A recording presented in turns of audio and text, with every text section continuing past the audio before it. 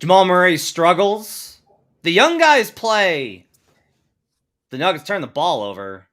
They lose the Mavericks. Lots to break down from a really interesting game and post game on Locked On Nuggets.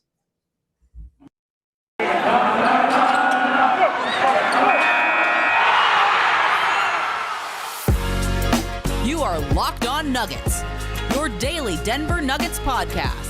Part of the Locked On Podcast Network, your team every day. Welcome to Locked On Nuggets, your daily Denver Nuggets podcast, part of the Locked On Network, your team every day. Thanks for joining us and making us your first listen. We appreciate you guys joining us on whatever platform you're on. You can join us on YouTube. Best way to support the show. Plus, you get to join all the great folks hanging out in the comment section who we routinely respond to during the show. Today's episode is brought to you by PrizePicks. First-time users can receive a 100% instant deposit match up to $100 with promo code LOCKEDON. That's prizepicks.com, promo code LOCKEDON. All one word. My name's Matt Moore. I'm the senior NBA writer for the Action Network. His name's Adam Mares. He's director of content for DNVR. Find him on Twitter at Adam_Mares. Lots of folks already with us in the chat section. All right, Adam. There's a lot to kind of get to. Why don't we start with big picture and then we can transition to the late game stuff as the Nuggets fall to the Mavericks at home in this one. 116-115 in a game that felt out of reach at certain points, got much closer. The young guys play. There's so much to kind of get from this game. Where do you want to start? Well, it's funny. So you said like big picture, because we do over at DNVR big takeaways. And sometimes those are big picture takeaways and sometimes they're small. But I kind of like the idea of what from last night is big picture takeaways. And for me, there's a couple of them. But the number one thing is this is now a sort of an extended slump for Jamal Murray. And it was 4 games ago where he went off for 30-something points. And it was like, okay, he's back. And since then, he's kind of been back in a slump. And not just a shooting slump, but a rhythm slump. And it looks like maybe even a physical or conditioning slump. Last night, I thought that was the thing that stood out the most. So to me, the big takeaway was Jamal Murray, the Nuggets just needed him, 1, to stay on the court, not get into foul trouble. And 2, just to be that secondary playmaker. And last night he wasn't up for the challenge. And I think that's a little bit indicative of where he's at physically and sort of in his recovery. Yeah. I thought the Mavericks this season are 6th in adjusted defensive rating over at dunksandthrees.com. Their style of defense is kind of interesting because a lot of teams want to collapse down. They want to protect the paint first and foremost. The Mavericks are a little bit different. They want to pressure you out. They want to push you as far out as possible. They play really aggressive at the edge of the defense, and they have big, long, physical defenders on the wing, and that buys them time to recover inside. The biggest problem I thought last night was Murray driving into a crowd. Now, he only got tagged with 2 turnovers, but I felt like he was responsible for a lot more empty possessions because of him trying to make something out of nothing. I thought there was some of that the same from Bones in the first half. The Mavs approach to defense really bothered the Nuggets guards initially before Bones started hitting contested fadeaway threes. And so that, I think, caused a lot of the problems. For me, the big takeaway is, again, the turnovers. Hold on. I got to refute that because to me, the Mavericks, you look at when the Nuggets have 19 turnovers or whatever they had, usually that's a Jokic had 6, Jamal had 6 or 7, and then like everybody else, maybe there's 1 here, 1 there. Last night, the turnovers were evenly distributed amongst everybody that played. And I think to me, this was indicative of what the Mavericks were doing. They were quick doubling, to your point, getting out early once the ball went to Jokic and doubling. Yeah. And you needed secondary playmakers to be aggressive. To me, it wasn't that Jamal was dribbling into traffic and doing this. It's that he wasn't able to attack a 4-on-3, which is what the Mavericks were daring the Nuggets to do. And then when he came out of the game, Denver had a deficiency of guys that can do that. Most of the time, if you give a secondary playmaker on a contending team and say, hey, we're going to hard double early in the shot clock and then play a scrambled defense against your secondary guy, that's perfect. Like you ask Paul George to do that. You ask, most teams, a second guy, Brandon Ingram or whatever, that's like, oh, perfect. I get to attack a scrambled defense. So I wanted them to be aggressive last night, including Jamal Murray. To me, it was more that he wasn't effective being aggressive against it, not that he was trying to be. I think what I'm trying to say here is the way that he was trying to be aggressive was not the right one. I think that's the way that Well, I mean, would I think that's the same thing, but yeah, I mean, you need to be able to punish a team for playing that way. And I thought there were a lot of opportunities for him too. He didn't pass or he didn't shoot when he had open shots. He would drive, but not get to the rim because I think he's a little slow footed. Like even the defense playing scrambled, help side and having to scramble, he still couldn't necessarily get separation from guys. So Fernando says the ball kind of died with Jamal with a lot of his dribbling. When Jamal is struggling, I like to see him do what Bones did in Jokic, getting those pocket passes.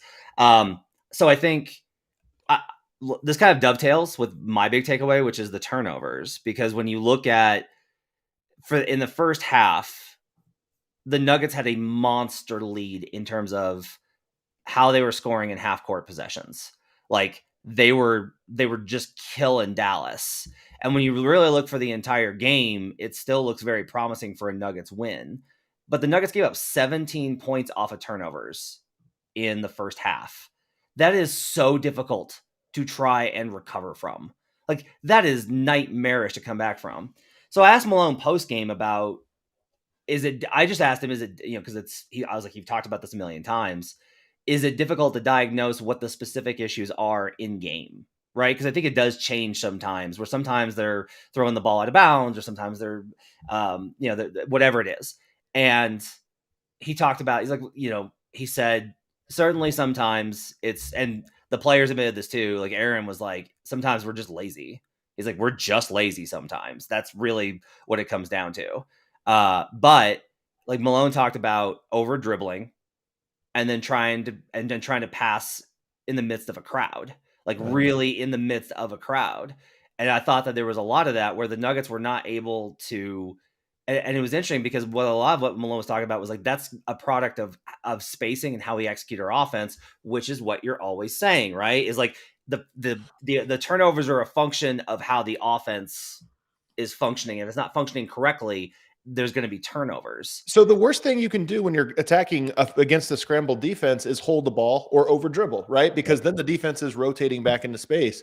And I thought there was a little bit of that drive, probe, don't know what you're doing, but it was a lot of just missing the read, to be honest with you. A lot of like, am I supposed to swing it now or not? Am I supposed to shoot? Once I drive, where the help comes, where do I go with it? And there just was a lot of missing that, which made the ball sticky, which then got into like tight corners and tight spots where you're making bad reads. So no question, it was the turnover. I thought in the second half, they didn't have that many turnovers. No, they got a lot better. And that's how they got back into the game. Right. And it really was as simple as that. Like Denver's half-court defense, one of the stories on the year has been Denver's half-court defense is actually not that bad.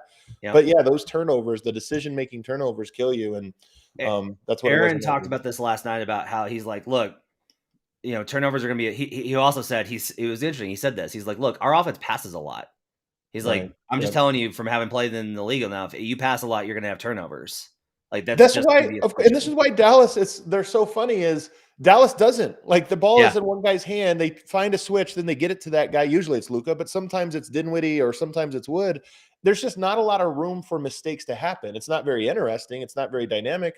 But if you have Luka and you have Spencer Dinwiddie, you can make something happen out of that. So there is something true about the less you pass, the less variance there is, the less risk there is. But the other thing that Aaron said was like, if this is going to be how we're going to play, we have to play hard in transition defense.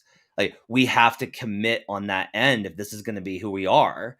And I think he was right because Malone mentioned this. He's like, we didn't just have turnovers. We had live ball turnovers that turned into points. He's like, and he's right on this too. This is something I always say. You can have a ton of dead ball turnovers and you're probably going to be fine. It's about how many points do you surrender off of those turnovers? Because if the defense that causes the turnover can't translate those into points, it's a net, like it mitigates that advantage. You still want more possessions. You always want more possessions, but it mitigates that to a degree. They were given, it wasn't just runouts either. Right? It was like a turnover underneath the basket. They dribble down, everybody scrambled, and they give up a three. And that's stuff that they can fix, I think. And that's because what was irritating is, there's a comment in here about can we lose Ryan Saunders? And I've been critical of the defensive scheme. I thought the way that they actually attacked the Mavericks last night was actually really good. And when you say, how can you say that when they got all these threes off? If the Mavericks do not get out in transition and have high energy opportunities, they don't find rhythm and their offense bogs down. And I say that because I've seen it this year over and over and over again. I mean, you may or may not be right about would they have made those shots or not. Sometimes teams just make shots, but you're right about the half court. I don't think was the issue. I mean, Dallas did run hot last night, and look, their style of 5-out offense is going to lead to lots of threes. Last night they made a bunch of them. That happens, but to me, it really was the transition, the turnovers that led to fast breaks that was the difference. And like, you probably win this game by 6-7 points, which was the spread, if you just make this a normal turnover first half and not an exceptional one. Josh Winninger says, if the Nuggets finish top 10 in defense, I need you to shave into a handlebar mustache and start saying partner all the time. I will do it for one episode. If they finish the season as a top 10 defense, I will do that for one singular episode. The safest bet you could ever make in your life. Let's take a break. We'll come back and we'll get into the late game stuff. We'll talk about Bones and the young guys getting to play again and how that was kind of foreshadowed by a number of things. And we'll talk about all sorts of stuff from a really interesting loss, unfortunately, for the Denver Nuggets to the Dallas Mavericks. We'll do that when we come back on Locked On Nuggets. But first, I've got to tell you about PrizePicks. A lot of fun to play, really easy to play. Don't have to be a genius to play these things. Don't have to spend all of your day looking at models and how to build your DFS lineup. You just pick 2 to 6 players, and if they'll score more or less than their PrizePicks projection, and you can win up to 25 times your money on any entry. You're not competing against other people. It's just you versus the projections. And they've got projections on any sport imaginable. How about World Cup? Get in on that. College basketball. Want to get in on a little bit of that hoops action on the college side. MLB will be starting here in a few months. They've got obviously NFL, which is still going strong, all this kind of things. Entries can be made in 60 seconds or less. It's just that easy. They offer safe and fast withdrawals, and they're currently operational in over 30 states and Canada. PrizePicks is daily fantasy made easy. We're also brought to you today by BetOnline, your number one source for sports betting info, stats, news, and analysis. Get the latest odds and trends for every professional and amateur league out there, from basketball to football to soccer and esports. We've got it all at betonline.net. And if you love sports podcasts, you can find those at BetOnline as well. They're the fastest and easiest way to get your betting fix. I'm on a hot streak, Adam. I'm on 4 days in a row of plus EV. I'm 64, 42, and 4 this season on NBA sides. Nice. I don't know how. I've just been good. It's crazy. Head to the website today or use your mobile device to learn more. Bet online, where the game starts. We'll be right back on Locked On Nuggets. Back here on Locked On Nuggets. Thanks for joining us and making this part of your day. I appreciate you guys being with us and joining us in the chat section. Always a lively crew hanging out in there. Okay, so let's talk about the late game stuff, and then we can get into the young guys. Does that sound okay? Okay. All right. So what your take is here.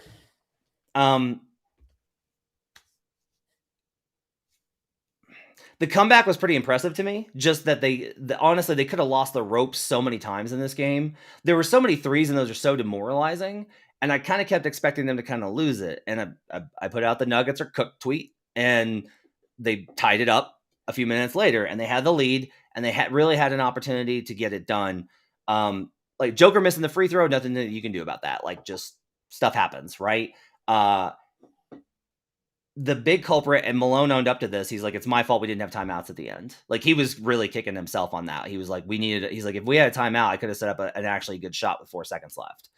And like, you could tell he was like that one. And we'll talk about this in the last segment. The reactions from the team last night were different from your normal regular season loss. And it's not just because it was 3 in a row. That's why I think they turned a corner emotionally. I don't know if they turned a corner in a meaningful way, but I do feel like it was an emotional. It feels like, I mean, we'll see, but it feels like there was an emotional understanding about the team and where they need to be going and what they need to be doing, but we'll see. So look, I think on the last possession, they asked Aaron about it. Aaron's like, he's one of the best scorers, and Jamal's one of the best scorers in the league. Like, we want the ball in Jamal's hands there. We're fine with that. He's like, you just try and get a shot off.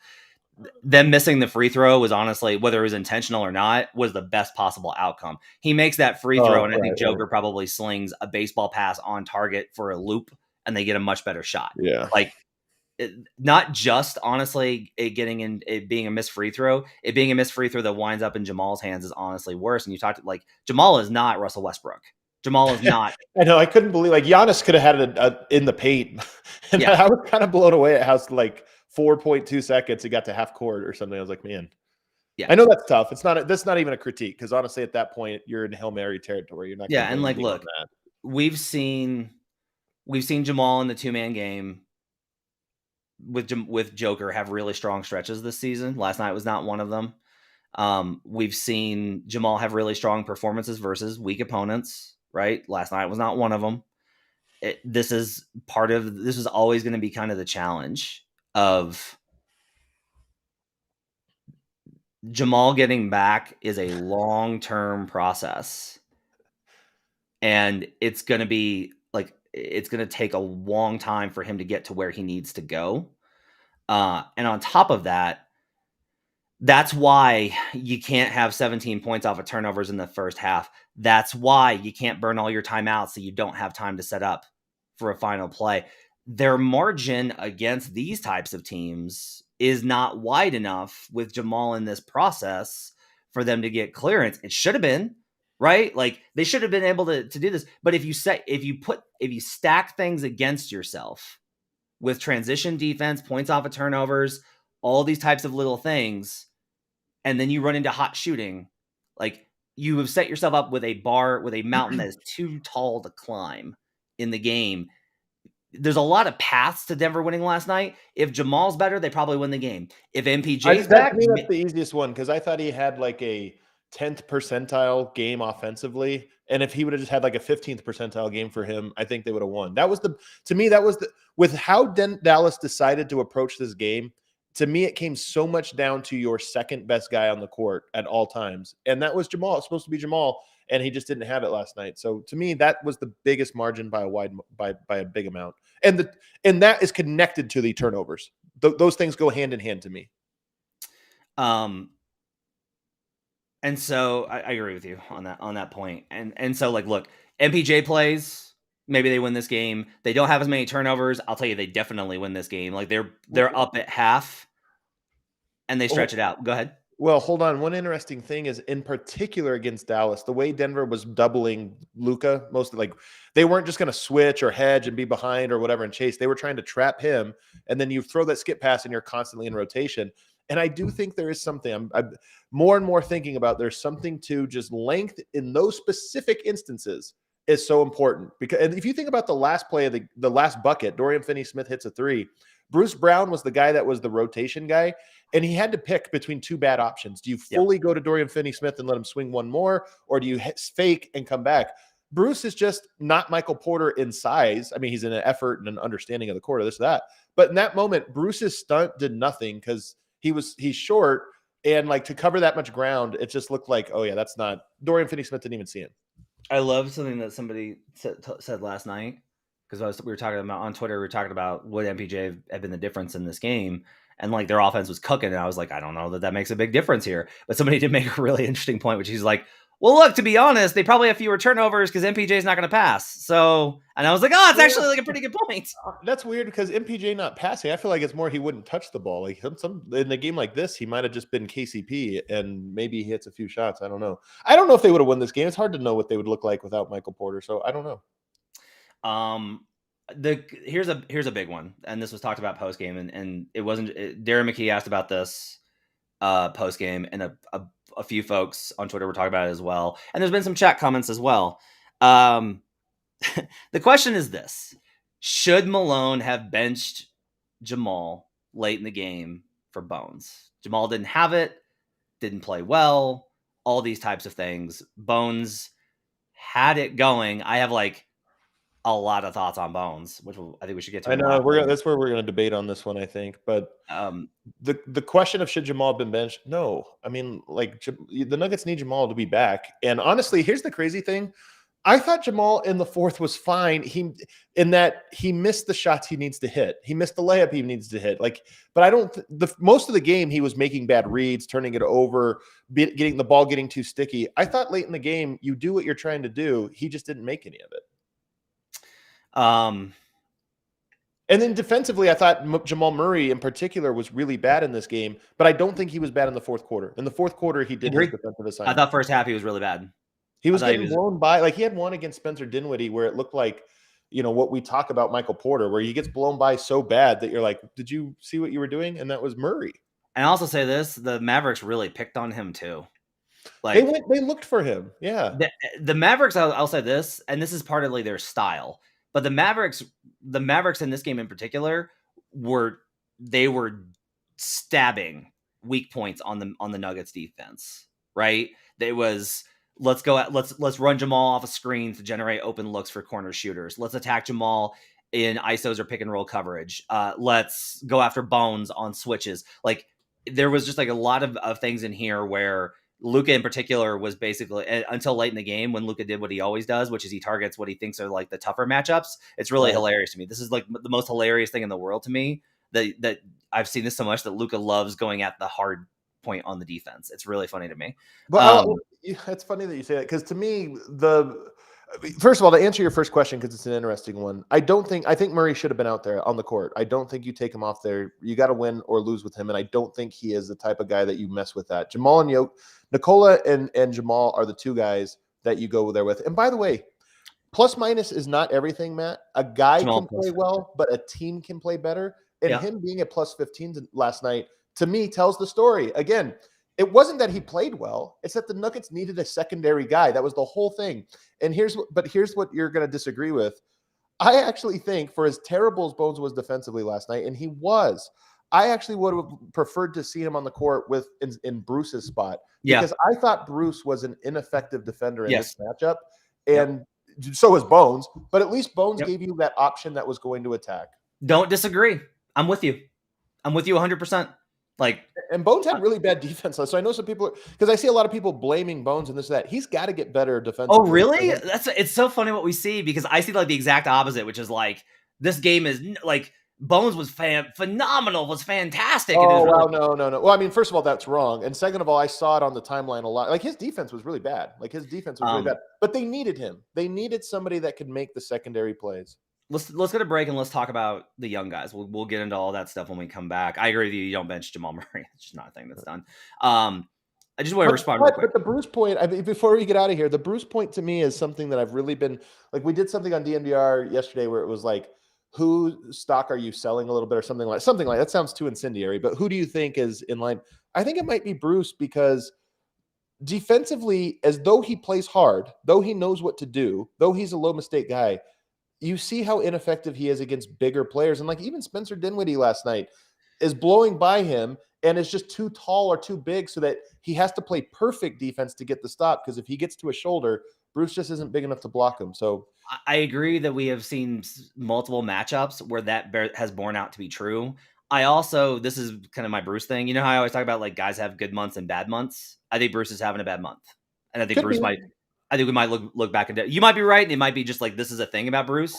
I think we might look back in a couple months and be like, wow. We were hoping he was the fix at small forward and defensive minded lineups. And I'm just less convinced of that because of the size. Like, I think he's a good player, but I don't think he's the guy that's like, put him in at small forward and he'll do it. Watch Me Squash says this team is unserious. No team is serious in December.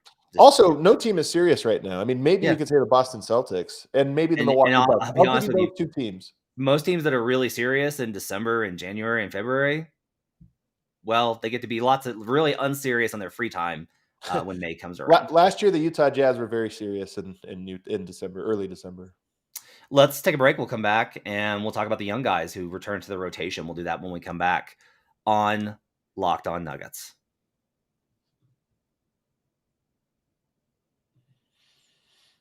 Back here on Locked On Nuggets. Thanks for joining us, making us part of your day. Appreciate you guys being with us.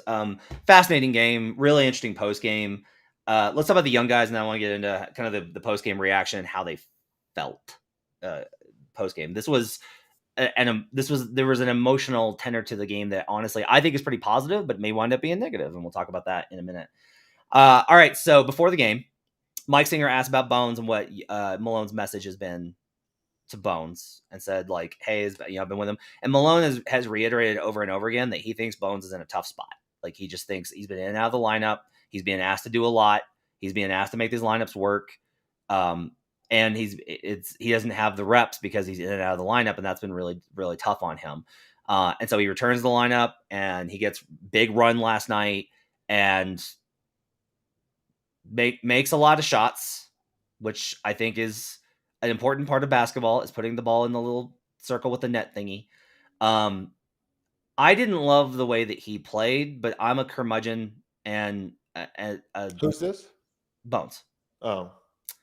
I just didn't love the way that he like the wraparound pass that's too fast for Christian Braun. That was a really bad. That was a really bad play. And like one of the answers here is like he's got to take these contested fadeaway threes because they can't generate any offense otherwise. Maybe I noticed in the first half especially, like he had like he turned completely around like 360 degrees on like a layup attempt. He works really hard to create really hard shots. And I think you can create really hard to create easy looks, or you can take hard shots.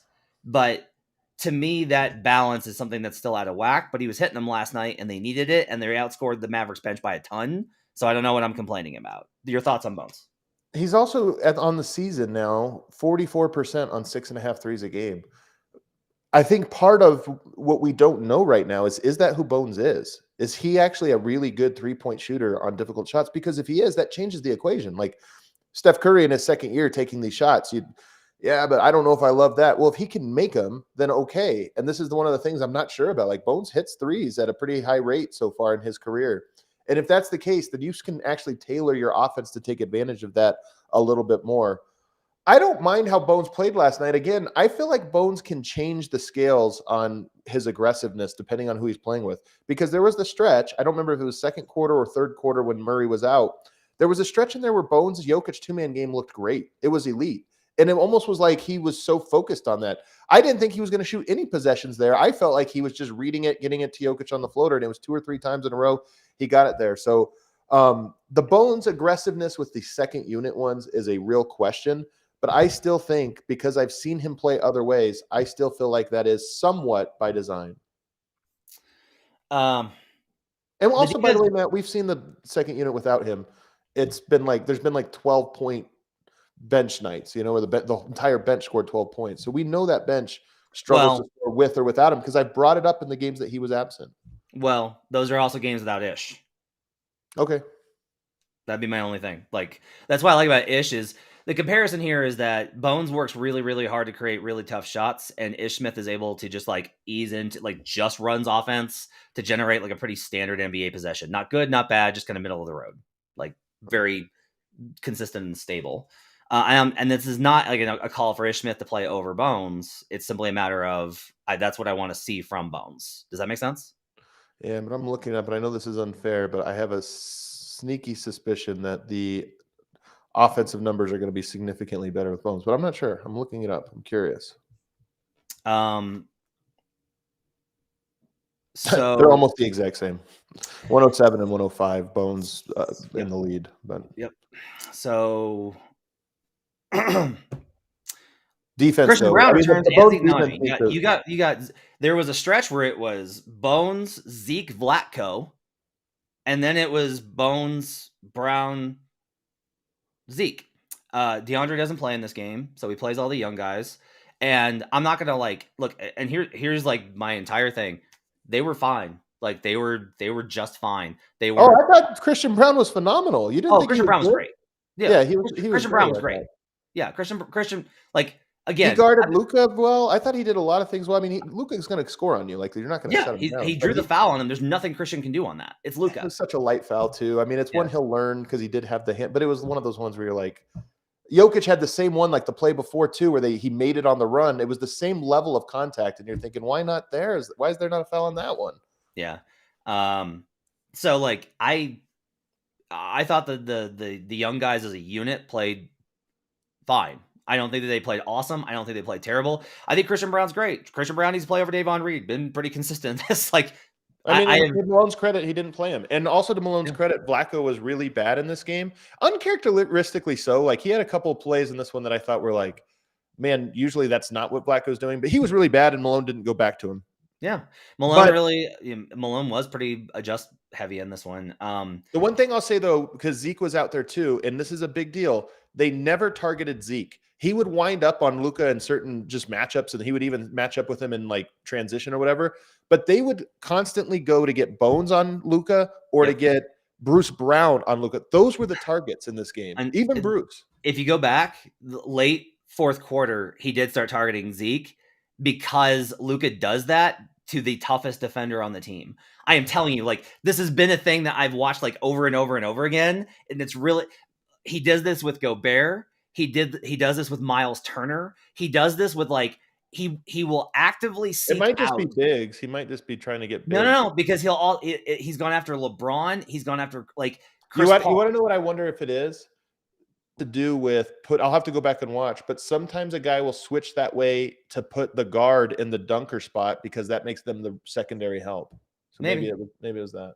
Maybe it's that. I'm just telling you that he oftentimes finds himself matched up on, like regardless of position, whatever it seems like is going to be the hardest one for him. Right. But I just wanted to point out that targeting Bones, everybody knows teams are going to target Bones. He's small. Like a guy like Luka is going to look for him. So that's not a surprise. But Bruce, he would routinely go after Bruce and like try to get the switch for him too. And that to me was like okay. Yeah. But again, I really want to make it clear that if you watch enough of Luka, you're going to want to be in like, wow, he really goes after, like, it's not picking on the weak points all the time. He did versus Bones. And honestly, I'll say this, like Bones got cooked for the first part, settled in, and especially in the post, I thought played pretty tough. Like, it's just so hard for him, man. It's just so hard. Didn't he have a block shot? I think Bones had he had a block shot in the post. Yeah, block shot, and then I think that was on Dinwiddie, and then right. You called out the play where Jeff Green came over and had the help on. It was a huge play. Yeah, so they were fine. Again, I've been very consistent on this. Christian Braun needs to play. I asked about Christian Braun pregame. So for everybody, it's like, why don't you guys ask about? I asked about Christian Braun pregame. Malone, his tone was very interesting, pregame especially, and postgame. Postgame, he was pretty despondent. Malone, yeah, it hurt. Like that one hurt for some guys. The locker room as a whole, I would say, like that one hurt, which is good. Like the games need to matter. Yeah, I think they're just sick of losing. I think you blow 3 games, you go from the number 1 seed or 2 seed to all the way now. You're just kind of right there in the middle of the pack with everyone. So it's a bummer. And but pregame, he was very much like, look, I've been telling Christian he's got to stay ready. Like I need, and he said I've got to get him in the rotation. Like I've got to find a way to get him minutes. Everybody's like, how can this be difficult? You're the coach and you make I get that.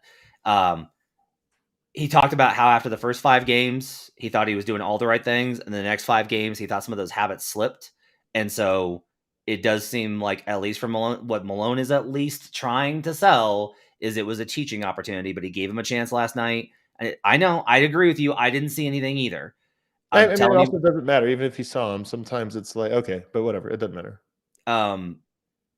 That's like the only player he can also teach on this team because everybody else has to play. It might honestly be that. We've honestly thought that's the case. That's how coaches are in the NBA. They can't teach you after like year 3. Yeah. And then, so he played him and he played, I thought it was really interesting. He chose Zeke because he talked up like Harrison pointed this out, that he talked about how good the defense in the paint was in the second matchup with DeAndre, especially. And so Harrison and I both were like, well, it's going to be a DeAndre night. And then DeAndre doesn't play and he goes to Zeke and they play switch. I thought it was a really interesting kind of like counterfake there. So what? The defense with Zeke. No, I'm just doing the like win horse. Oh. Why would he say that? Why would he do that? Yeah, why would he do that? Aaron Gordon was really upset after the game. The poor guy was trying to get off he was trying to be the first one off the court. Like he was just like storming, and then like this I think it was one of the attendants had like a walker, and so she couldn't get through the narrow pathway with all the crowd trying to get out. And so Aaron's like waiting, and he's like, and you can tell that Aaron's just like really upset and trying to get. And then AG hasn't had the reward I have to kind of keep remembering this. The Nuggets have the bubble. They got the deep playoff run. They got the we're on the main stage. AG got here, and there's been nothing. And I feel like this Nuggets team plays like a team that has been to the Western Conference Finals. And AG is playing like a guy who's been in Orlando his whole career and then in purgatory with the Nuggets his whole career. And he's like, damn it, I want to be the best. I want to be the team. Don't you guys want to be the team with me? Yeah. He and KCP both iterated the same thing when I asked about, because my thing was, I was like, look, because I see the veterans not giving top level effort. I was like, you have to pace yourself in the course of a regular season. And KCP was like, you do, but honestly, a lot of it's more about the mental side than it is. He's like, you can pace yourself physically, but you have to be engaged mentally. And we haven't done that, especially in our communication. He and AG both have said their communication defensively as a team has been bad. Like, they really feel like a lot of this is they're not on the same page. And that was I thought an interesting kind of comment. The other thing I thought that was really interesting from Aaron was like, honestly, if you don't play hard, you're at more risk of getting hurt. This game is fast. That's a good point. I actually think that might be true. Yeah, he's like, it's tough. He's like, this game is tough and it's fast. And if you are caught unaware or you're not in the right place for you to compete, you're more likely to get hurt or suffer injury. I thought that was really good. I have nothing. AG's been great, man. He's been so good.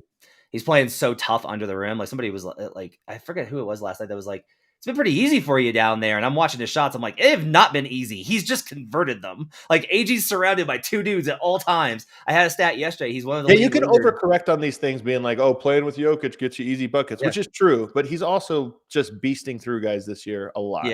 Yeah. He's one of the league leaders in contested layup field goal percentage this season. Aaron Gordon is. So look, I'll say this: that everybody got what they wanted, which was the young guys played. I don't know if that's like, I think with Malone, it is going to be matchup dependent. I think it is going to be.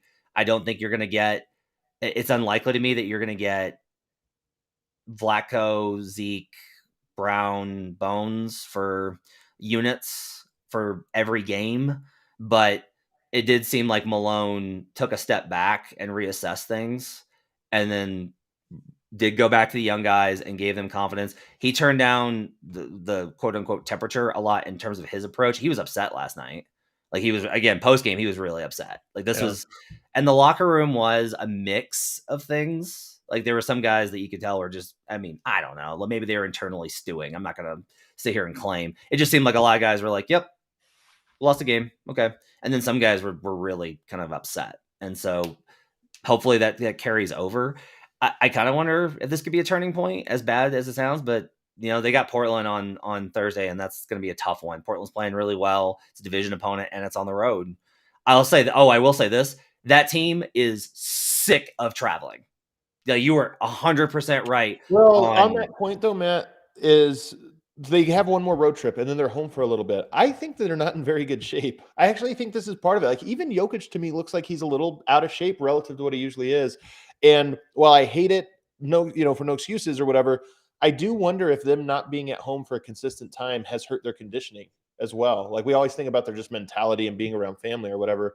But I wonder, when you're traveling and getting into these hotels at 3 a.m. and what have you, it just messes with your rhythm. You're eating later, and then you're eating and going to bed and all this different stuff. And they just look like a team that hasn't been able to be in the weight room and maintain their conditioning the way you typically do. So I think of all the positives that should come out of the next 5-week stretch after this Portland game, the conditioning is one I'm going to really be keyed in on. You got anything else you want to hit?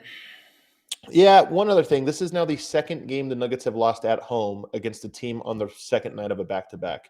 Yeah. And I've been talking a lot about the Nuggets are easy to play against. Even when they beat you, they're easy to play against because they're not very physical in a way that's like, oh, I'm going to get some bumps and bruises tonight.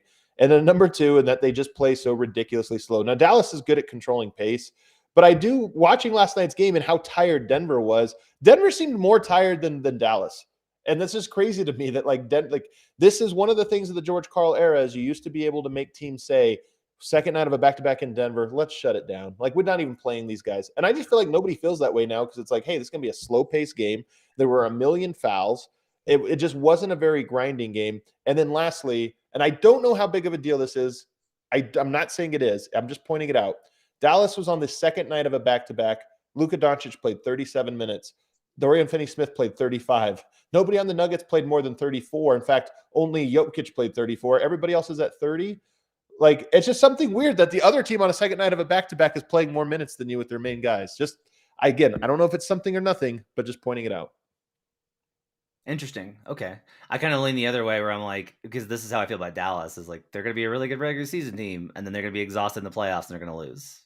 It might be. But again, last night was one of those ones where maybe one more minute makes you win that game or something. I don't know, but just something to take note of. Part of this is Murray's fault. He got in foul trouble and it forced Malone's hand, but yeah. All right, let's go wrap it up for Locked On Nuggets. Thanks for joining us, everybody. We'll be back tomorrow. We'll preview the Blazers game. We'll get into where the team is at. We'll talk more about what's going on across the league. Thanks for joining us. Appreciate it. Good show today. Thanks for hanging out in the chat. Make sure to hit us on Twitter at Locked On Nuggets. Adam's at Adam_Mares. I'm at HP Basketball. You guys have yourselves a great day, great week. We'll see you.